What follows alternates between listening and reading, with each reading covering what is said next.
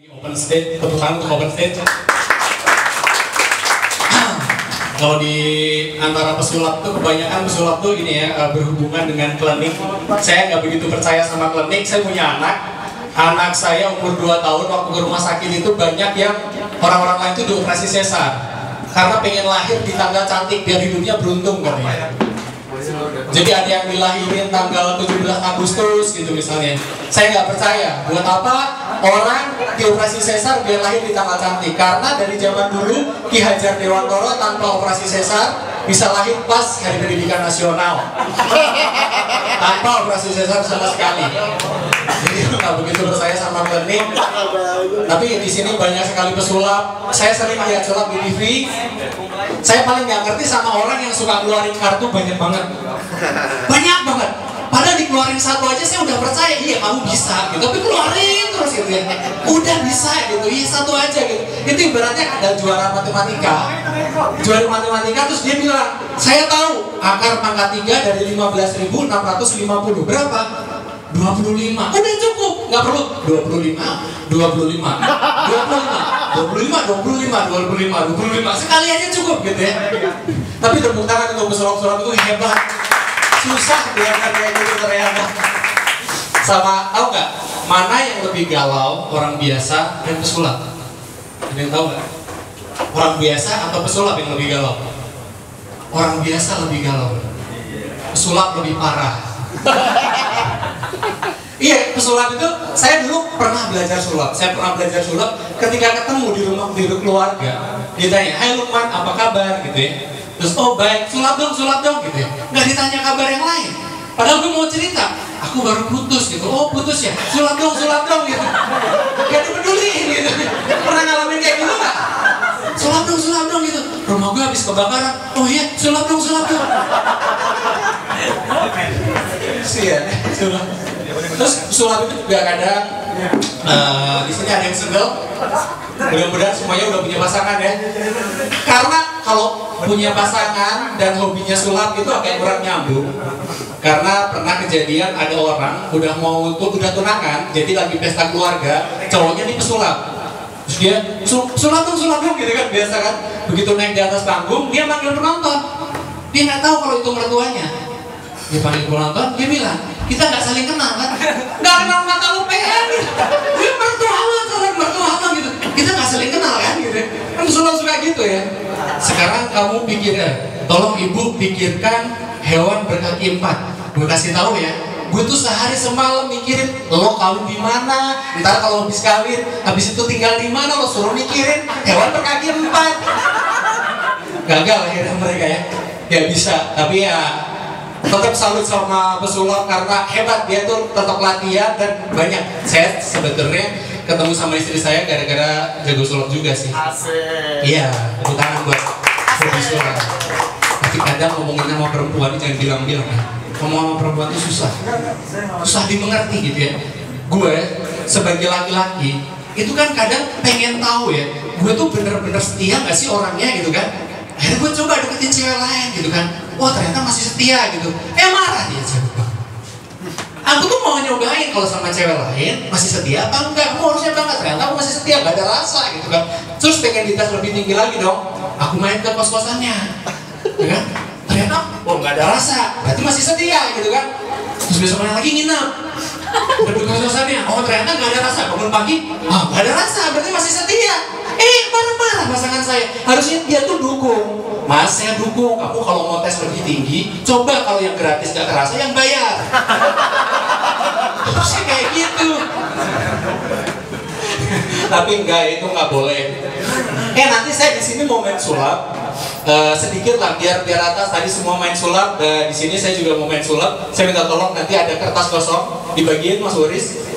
Ya, ini tolong dipegang satu-satu. Terus nanti dibebas aja, bebas random. Biar kan kita nggak saling kenal kan? Mas Boris kita nggak saling kenal kan?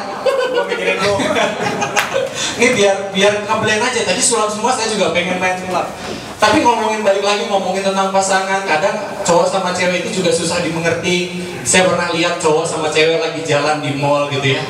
Terus tiba-tiba ceweknya bilang, sayang sepatu ini bagus ya. Padahal itu memang tak beliin, tapi kan ngomongnya gitu, sayang sepatu ini bagus ya. Kamu pengen beli? Ah enggak, di rumahku kan udah banyak sepatu, tapi yang warna hitam belum ada sih gitu. Ya udah, kamu mau beli sepatu warna hitam? Enggak, warna hitam kan nanti mahal, tapi ini lagi diskon sih gitu kan. Susah ngerti bahasa perempuan gitu. Ya udah, aku beliin. Ya udah kalau kamu maksa, loh, gue nggak maksa. Ngaku yang biar cewek itu pasti kayak gitu ya. Ah, di sini masih ada yang jomblo. Yang jomblo tepuk tangan. Gue jomblo bangga ya. Aneh gitu ya. Terus ini nggak usah ngaku gitu. Tapi nggak apa-apa kalau tadi yang tepuk tangan ada yang cowok ada yang cewek, nah silakan itu kita lanjuti. Saya heran kenapa zaman sekarang itu masih ada yang jomblo, padahal udah ada Twitter, udah ada chatting gitu kan. Kebayang zaman dulu, zaman nenek moyang kita, kalau mau ngobrol pakai merpati jauh gitu. Belum lagi zaman lebih dulu lagi pakai kurir. Jadi orang dikasih pesan terus suruh lari melintas benua gitu ya. Kebayang kalau lagi jatuh cinta kan SMS-nya suka nggak penting ya. Lagi ngapain gitu ya. Udah makan apa belum gitu. Kebayang kurirnya udah melintasi sungai, naik turun lembah, ada perang dia ikut perang gitu ya. Wah, harus mempertahankan gitu. Pesan gitu, terbang ke dalam laut, naik ke gunung turun, pas ketemu sama Tuan Putri, sebagai bukti bahwa saya sudah menyampaikan, tolong saya pengen tahu isi surat itu apa. Terus dibuka, lagi ngapain? Kasian ya. Dan itu jauh, karena jauh gitu. Dan menurut saya di Indonesia itu nggak cocok untuk LDR. Kalau LDR di sini ada yang LDR, long distance relationship. Karena jarak jauh itu nggak mungkin kan. Meskipun udah ada Skype, udah ada telepon, nggak bisa. Ada satu kebutuhan yang tidak bisa disalurkan ketika jarak jauh. Iya nggak? Kebutuhan biologis. Sejago-jagonya Maero, kalau pacar kita ada di Sukabumi, masa kita datang, Pak, tolong dipanjangin sampai mana? Sampai Sukabumi? Kan nggak mungkin.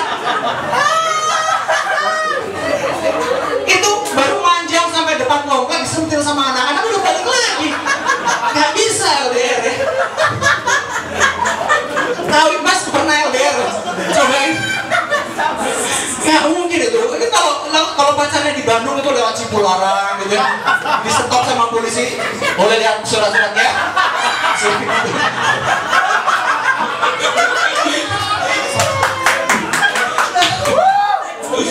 Ya mungkin lah, LDR itu hubungan yang biasa-biasa saja. Terus mungkin saya awak masih ketawa aja Mbak, mau LDR Mbak. Kita nggak saling kenal ya Mbak.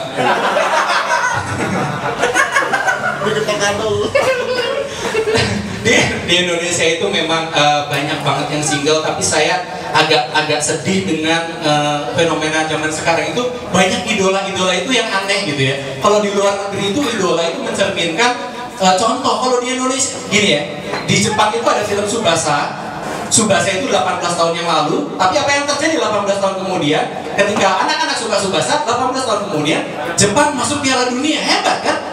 Nah, di Indonesia sekarang itu idolanya semuanya ngondek.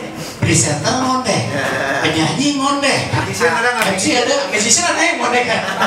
Nggak ada ya, semuanya ngondek. Satu ngondek, yang kedua suka makan sosis. Begitu terkenal dikit makan sosis. Terkenal dikit makan sosis. Bayangkan generasi kita nanti kayak gimana? Udah ngondek gendut lagi gitu kan? Banyak makan sosis. kurang apa namanya, kurang ada sosok yang perlu dibanggakan. Apalagi tadi saya yang udah pegang kertas jangan dilecekin ya, itu bagian dari sulap. Saya pengen cerita sedikit. Di Indonesia itu kita dibesarkan sama cerita-cerita yang nggak masuk akal. Dari mulai kancil nyolong timun, masa kancil nyolong timun jadi idola? Gedenya pantesannya nyolongin duit dari orang susah ya, namanya kancil gitu kan. Terus apalagi maling kuda. Maling kuda tuh gue nggak ngerti, yang ngarang maling kuda tuh gimana sih? Udah kalau di luar negeri itu kan kalau cerita pangeran dia berjuang sampai jadi orang sukses dan akhirnya mereka hidup bahagia, happily ever after. Kalau di Indonesia maling kuda udah berjuang jadi kaya, dikutuk ibunya jadi batu. Kan kasihan banget itu ya, dikutuk karena lupa. Kan bisa jadi di kapal kejatuhan jangkar terus dia amnesia, kan nggak ada yang tahu. Itu ibunya kenapa buru-buru amat sih untuk jadi batu gitu kan? Kalau emang pengen ingat, kan bisa, hai anakku, karena kau telah melupakanmu, buku tuh kau jadi ingat, gitu kan? Bukan jadi batu. Kan ngerti gue sama cerita zaman dulu. Terus ada lagi